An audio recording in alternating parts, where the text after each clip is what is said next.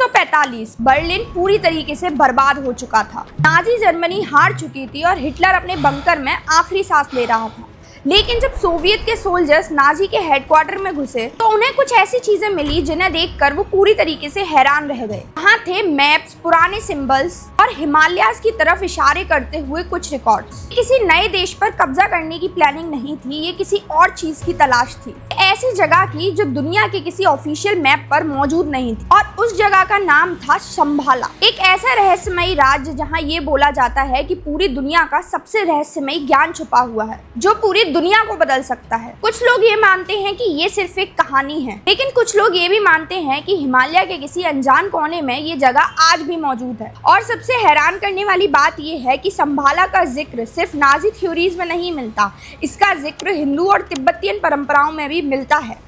तो आखिर शंभाला है क्या? क्या हिटलर सच में इसे ढूंढ रहा था या फिर ये दुनिया का सबसे बड़ा अनसॉल्व मिस्ट्री में से एक है? So hello everyone, I am Anjali and you are watching seeking fact, जहाँ इस वीडियो में आज हम जानने वाले हैं रियलिटी ऑफ शंभाला के बारे में। आखिर शंभाला है कहाँ पे और आखिर ये है क्या? भारत के हिमालय और पहाड़ों में बहुत सारे ऐसे रहस्य छुपे हुए हैं जो शायद हम लोगों को नहीं पता, और उनमें से ही एक रहस्य है शंभाला का। लेकिन यहाँ सबसे बड़ा सवाल ये खड़ा होता है कि शंभाला के बारे में हमें पहला जिक्र कहाँ मिलता है? शंभाला का सबसे मशहूर जिक्र हमें तिब्बतन बुद्धिज्म के कालचक्र ट्रेडिशन में मिलता है। वहाँ इसे एक हिडन किंगडम बताया गया है, मतलब एक ऐसा किंगडम जो छुपा हुआ है, एक ऐसी जगह जो आम इंसानों की नज़रों से छुपी हुई है। कहा जाता है कि शंभाला के लोग बहुत एडवांस्ड, शांत और स्पिरिचुअली इवॉल्व हुए हैं। उनके पास ऐसा ज्ञान था जो दुनिया के बाकी हिस्सों में मौजूद नहीं था। लेकिन यहाँ सबसे इंटरेस्टिंग बात यह है कि जब भी हम बात करते हैं कि शंभाला की एग्जैक्ट लोकेशन कहाँ है, तो किसी भी एंशिएंट टेक्स्ट में उसकी एग्जैक्ट लोकेशन के बारे में नहीं बताया गया है। पर इतना जरूर बोला गया है कि शंभाला हिमालय और सेंट्रल एशिया की आसपास के इलाकों के बीच में ही कहीं है, और यहीं से शुरू हुआ दुनिया का सबसे बड़ा सर्च मिशन। अब कहानी और इंटरेस्टिंग हो जाती है क्योंकि ऐसा ही मिलता जुलता नाम हमें हिंदू ग्रंथों में भी मिलता है। उसका भी नाम जो था वो शंभाला ही था। कल्कि संबंधी परंपराओं के अनुसार भगवान विष्णु का अंतिम अवतार कल्कि शंभाला नाम की किसी जगह पर प्रकट होंगे।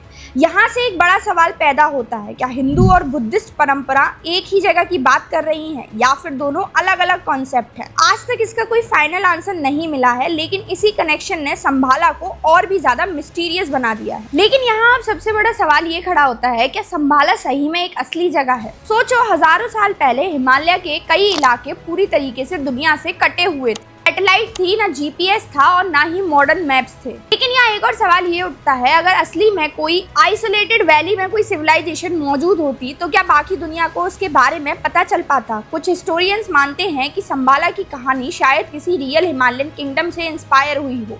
लेकिन समस्या ये है कि आज तक कोई भी आर्कियोलॉजिकल एविडेंस नहीं मिला जो शंभाला के एग्जिस्टेंस को प्रूव कर सके, और इसी वजह से मिस्ट्री और गहरी होती चली गई। तो अब आते हैं उस नाम पर जिसने शंभाला को मॉडर्न दुनिया में फेमस बना दिया, वो है हिटलर, या ज्यादा सही कहे तो नाजी लीडरशिप। नाजी जर्मनी के कुछ लोग काला जादू में, माइथोलॉजीज में और एंशिएंट सिविलाइजेशन में बहुत ज्यादा विश्वास रखते थे। फेमस नाम था हेनरिच हिमलर। उसका मानना था कि दुनिया के कई प्राचीन कहानियों में से कुछ हिडन ट्रुथ छुपे हुए हैं। 1938 में जर्मनी ने तिब्बत में एक साइंटिफिक एक्सपीडिशन भेजी। ऑफिशियल पर्पस था कि ज्योग्राफी, कल्चर और वाइल्ड लाइफ की स्टडी करी जाए, लेकिन बाद में कॉन्स्पिरेसी थ्योरीज ने दावा किया कि मिशन की असली उद्देश्य शंभाला और हिडन नॉलेज को ढूंढना था। लेकिन यहाँ एक और जरूरी बात है, वो ये है कि अभी तक कोई भी सॉलिड एविडेंस नहीं मिला है ये प्रूफ करे कि हिटलर स्पेशली शंभाला को ही ढूंढ रहा था। लेकिन नाजी अकल्ट फैसिनेशन ने, मतलब नाजियों का जो काला जादू और अकल्ट पर विश्वास था, उसने इस थ्योरी को पूरी दुनिया में फेमस कर दिया। लेकिन जब एक्सप्लोरर्स तिब्बत और हिमालय के रिमोट एरियाज में गए तो उन्हें कई अजीब लेजेंड सुनने को मिले। कुछ मॉन्क्स ये कहते थे कि शंभाला सिर्फ उन्हीं लोगों को मिल सकता है जो स्पिरिचुअली प्योर हो। वहीं दूसरी तरफ कुछ ये कहते थे कि उस तक पहुंचने का रास्ता आम आंखों को दिखाई नहीं देता।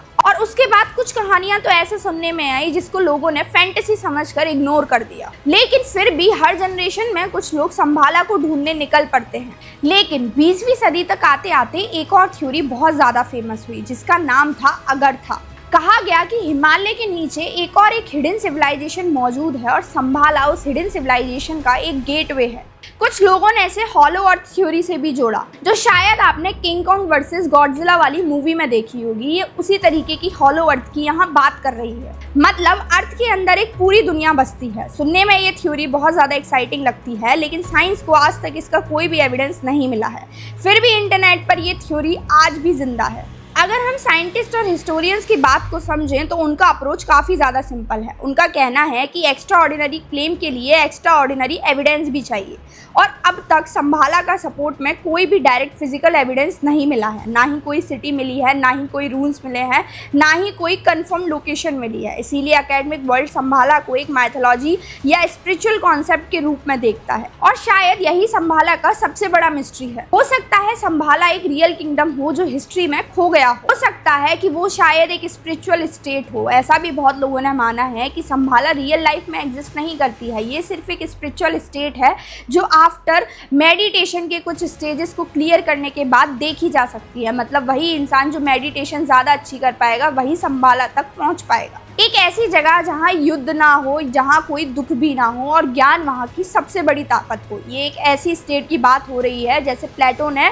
बताई थी अपनी यूटोपियन स्टेट। इसी वजह से हजारों सालों बाद भी लोग संभाला को ढूंढ रहे हैं। आज तक किसी ने संभाला की एग्जैक्ट लोकेशन नहीं ढूंढी है, ना उसका मैप मिला है, ना उसकी सिविलाइजेशन, लेकिन फिर भी उसका नाम जिंदा है। हिमालय की बर्फीली चोटियों में, पुराने ग्रंथों के पन्नों में और उन लोगों की कल्पनाओं में जो मानते हैं कि दुनिया में भी कुछ ऐसे राष्ट्र हैं जिन्हें साइंस नहीं समझ सकते। तो तुम क्या सोचते हो, क्या संभाला सच में एग्जिस्ट करता है या फिर ये दुनिया का सबसे खूबसूरत मिथ है? So if you find this video interesting then please do like, share and subscribe to our channel seeking facts and comment section में जरूर बताएं आपको क्या लगता है, क्या संभाला सही में रियल लाइफ में एग्जिस्ट करता है कि नहीं।